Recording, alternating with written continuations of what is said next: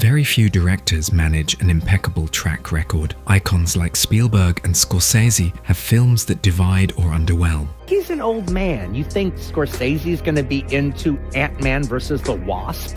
Yet, for much of his career, Christopher Nolan stood apart. His movies consistently earned acclaim, with even the more debated entries. The Dark Knight Rises, for instance, faced retrospective scrutiny, but its initial reception was largely enthusiastic. That remarkable run appeared to falter in 2020 with Tenet. Nolan had been nurturing ideas for the project for nearly 2 decades, with serious scripting underway from around 2014. The result is unmistakably his, ambitious, inventive, and poured with unmistakable dedication.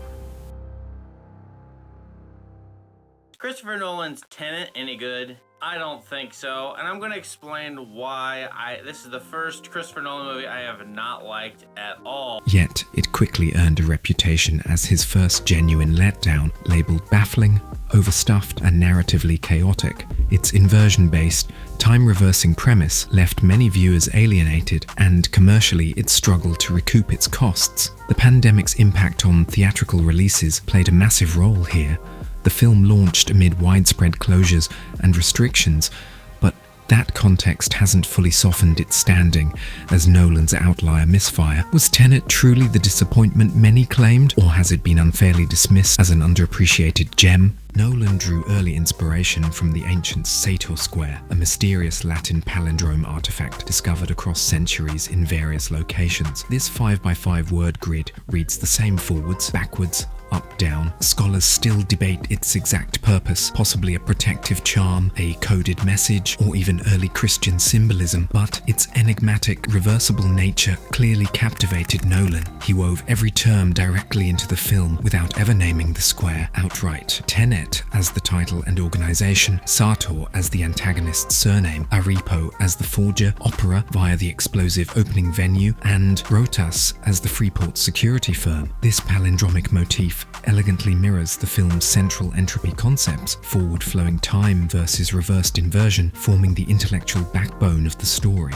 Scientifically, entropy reversal draws loose inspiration from real physics, like reverse thermodynamic arrows, but Nolan never aimed for rigorous accuracy as he did in Interstellar. Physicist Kip Thorne offered limited early input, but distanced himself to avoid implying hard science and endorsement. Instead, Tenet leans heavily into espionage thriller traditions. Nolan has long admired James Bond films, yet deliberately avoids direct homage by steering clear of recent spy cinema during prep. The result feels genuinely singular, a high-stakes, globe-trotting puzzle, unlike any predecessor. Visually, Tenet maintains Nolan's grounded grandeur. Production designer Nathan Crowley, a longtime collaborator, crafted a cohesive aesthetic despite heavy on-location shooting, from Tallinn streets to Mumbai high-rises and European freeports. Everyday settings contrast sharply with surreal tech like turnstiles and the algorithm, enhancing the nothing is as it seems paranoia. Hoyt van Hoytema's cinematography shines once more, delivering stunning IMAX sequences,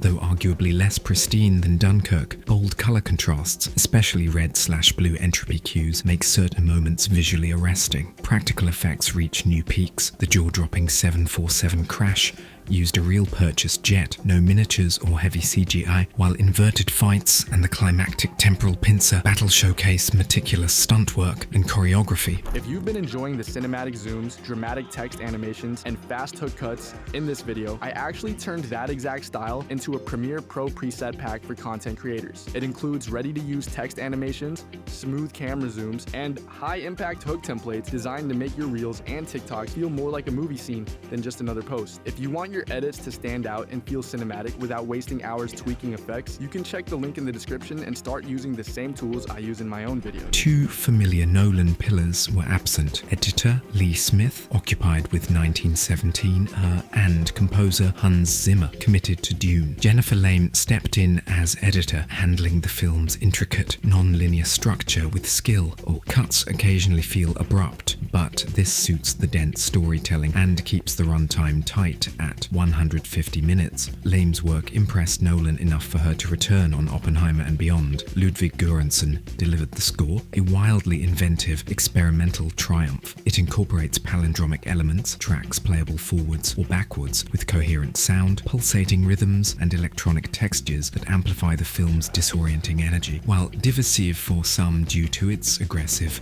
unconventional style, many consider it among the boldest scores in recent memory, frequently praised in retrospectives as a standout achievement that perfectly complements the movie's ambition. The release itself became a saga. Originally set for mid-July 2020, Tenet endured repeated delays amid global theatre closures. Nolan staunchly advocated for a big-screen premiere, resisting streaming options. It eventually rolled out internationally in late August and domestically in early September, yet pandemic restrictions crushed its potential, preventing break-even despite strong overseas markets. Critical and audience responses split sharply. Some hailed it a technical marvel, Denis Villeneuve called it masterful, others found the plot impenetrable. It holds a 70% tomatometer on Rotten Tomatoes, the lowest in Nolan's catalogue, yet that's still fresh, and recent re-evaluations, especially around its 5-year mark in 2025, highlight growing appreciation for its ambition, with dedicated fans arguing it rewards patience, and rewatches far more than initial confusion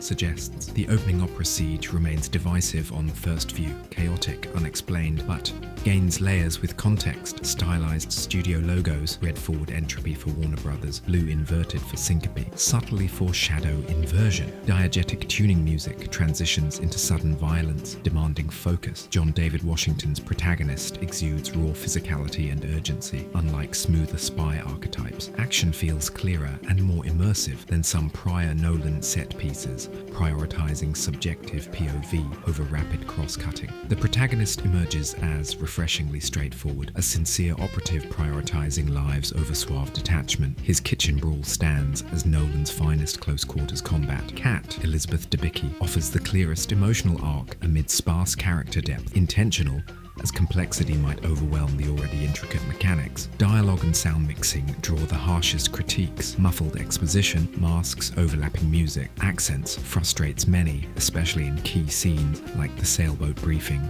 or Ives's briefing. Nolan defends intentional audio layering for immersion, but when vital info gets buried, it alienates viewers. Subtitles mitigate this, yet expecting audiences to fix it feels unfair. The finale delivers spectacle and payoff.